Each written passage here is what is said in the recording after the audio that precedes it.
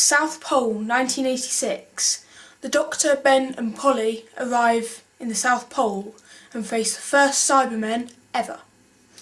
And they're taking over the Snowcap base. This time I'm reviewing the 10th planet.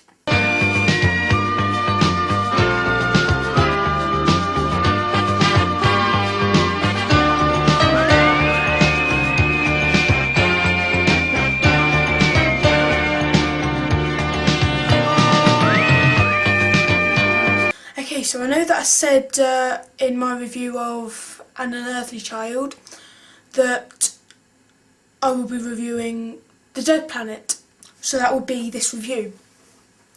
But I decided to review this episode. It's much better than the Dead Planet. So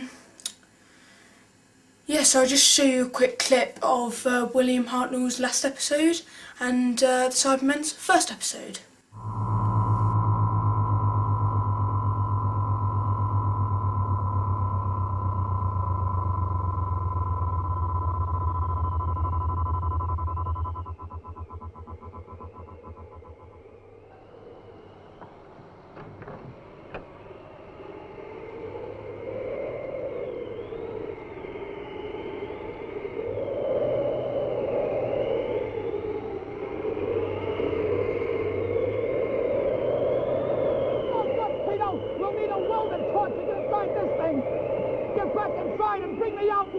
You'll need some help, okay? Hurry up, will you? Before I freeze to death!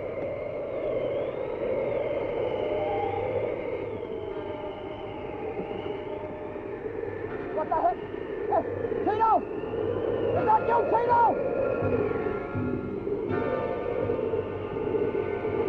What's going on here? What is that? Who the heck are you?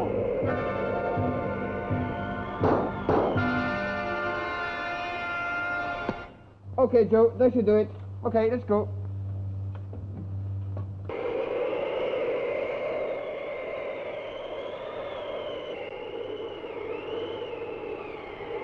Hey, this is your A-Card. A-Card? What's going on?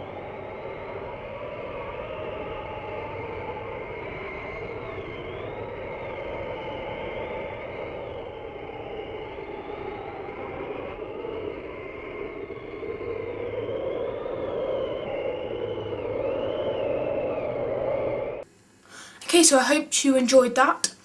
It was obviously the Cybermen, so yeah, obviously they have changed a lot, much better than the new designs. Obviously I've still got Nightmare and Silver to watch, but they might be alright. So I'll read you a Wikipedia explanation. Well, not an explanation really, it's a plot, how they describe what happened. So so it says the Doctor and his companions Ben and Polly arrive in the TARDIS. Forgive me, I'm rubbish at reading. I'll start again. The Doctor and his companions Ben and Polly arrive in the South Pole in the year 1986. Near the Snowcap base, is it? The base is supervising the mission of Zeus the fifth, is that? Spaceship running on a route. I'm rubbish at reading. This is embarrassing. The base is supervising the mission of Zeus the fifth spaceship, running a routine probe on the Earth's atmosphere.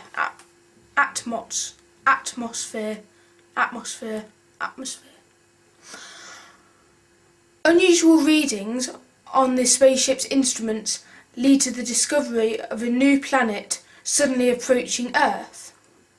The spaceship begins to experience power losses, and the Snowcap personnel begin arrangements to abort its mission.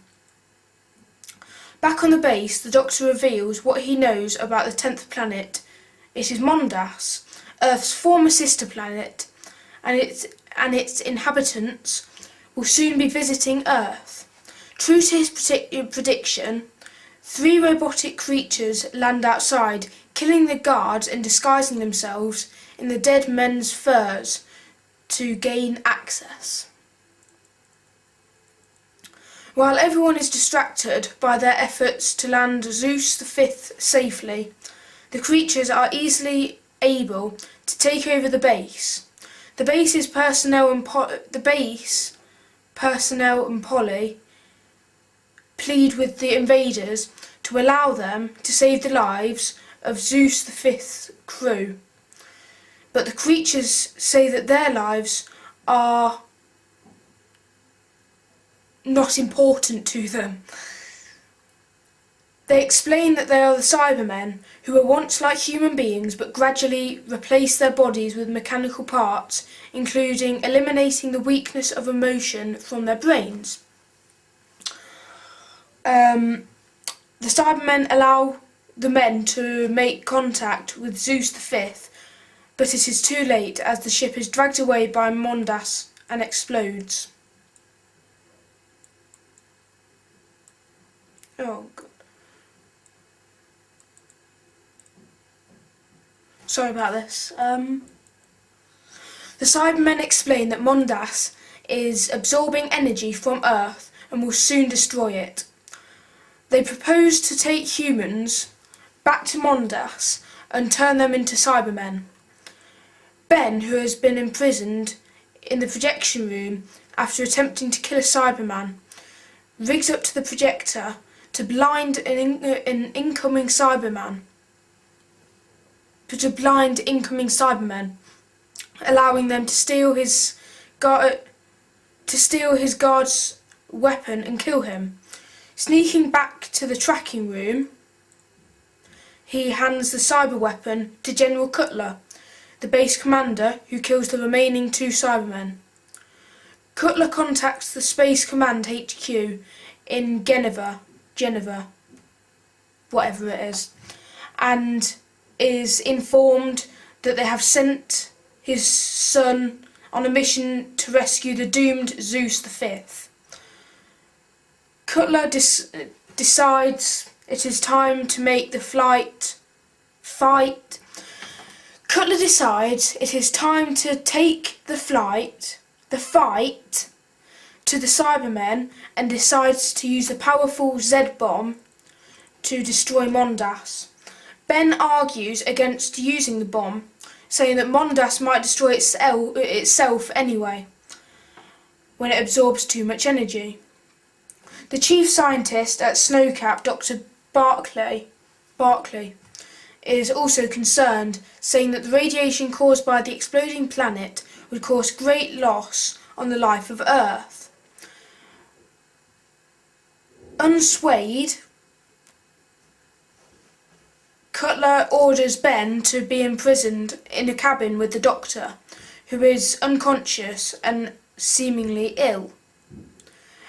Barclay goes to Ben and tells him how to sabotage the rocket to prevent it from reaching Mondas. But Cutler notices Barclay's absence and catches Ben in the act. Cutler attempts to fire the Z-bomb, but engines fail on the launch pad thanks to Ben's sabotage. Cutler, enraged, threatens to kill Ben. Barclay and the Doctor, who has now regained consciousness before he can shoot the Doctor, Cutler is killed by the leader of a newly arrived squad of Cybermen. The Cybermen insist that the rocket pointed at Mondas will be dismantled. The Doctor suggests that it would be a good idea to go along with this, and tells the others to play for time, as Mondas cannot take much more energy now. The Cybermen take Polly back to their spaceship as a hostage. As the Cybermen take over Space Command in Geneva, the Doctor realises that their plan to destroy Earth with the Z-bombs, thus saving Mondas, he manages to communicate his revolution to Ben and the others over the intercom before the Cybermen take him prisoner. In the radiation room, Ben surmises that the reason why they need to use humans to work this rather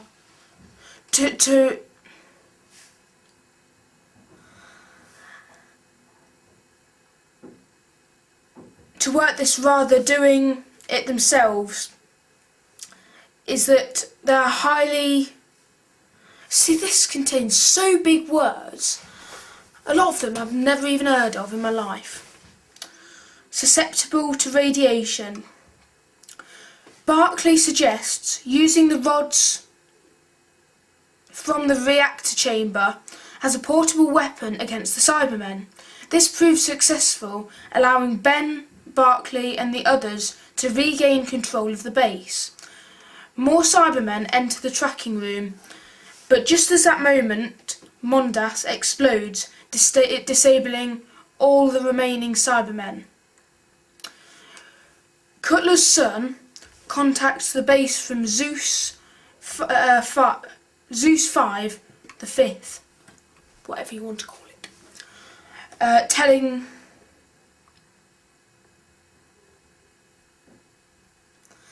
them that...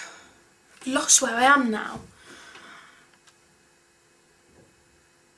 Telling them that his ship is now back to full power, and Geneva tells Barclay that the Cybermen threat has ended. Meanwhile, Ben has made his way back to the Cybermen's ship to rescue the Doctor and Polly. The Doctor appears to be very ill and confused and makes his way back to the TARDIS. Inside the TARDIS, the Doctor falls to the floor, and before the astonished eyes of his companions, his cells renew themselves for the very first time, and transforms into a younger man, which is Patrick Troughton. So, obviously I did make a lot of mistakes then, but Wikipedia like to use those big words.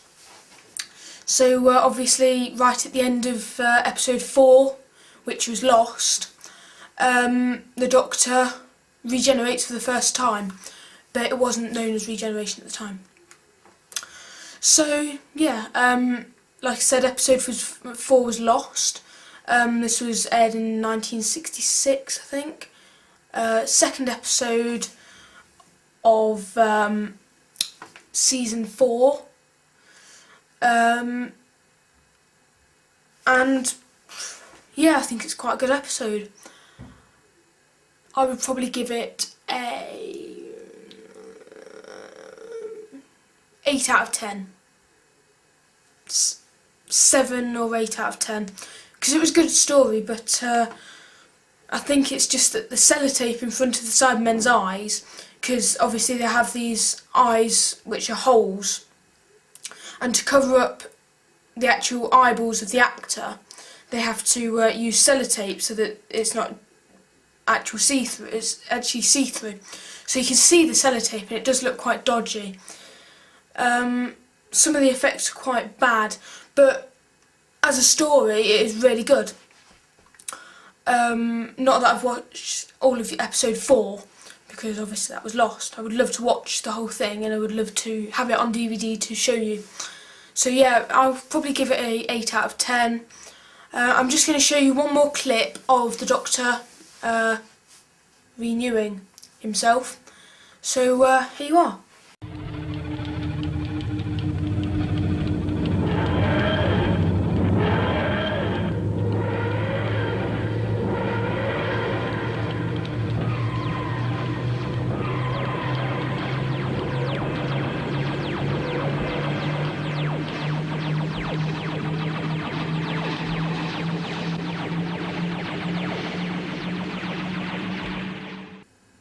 Okay, so I hope you like that. My next video will be the 10th Planet Cyberman action figure, a review of it. I can't show you it now. I can show you a picture of it, so here you go. But mine hasn't arrived yet. I only ordered it earlier on today, and it's a Sunday today, so it won't even be noticed until tomorrow. So it will be sent to me hopefully over the next few days, and as soon as I've got it, I'll review it. And then my next actual episode review will be Tomb of the Cybermen. That's it. I'm going over quite a few Cybermen stories at the moment. And then after that it will be the invasion, I think it will be. I'm not certain about after that. So I'll see you next time when I'm reviewing the 10th Planet Cyberman action figure.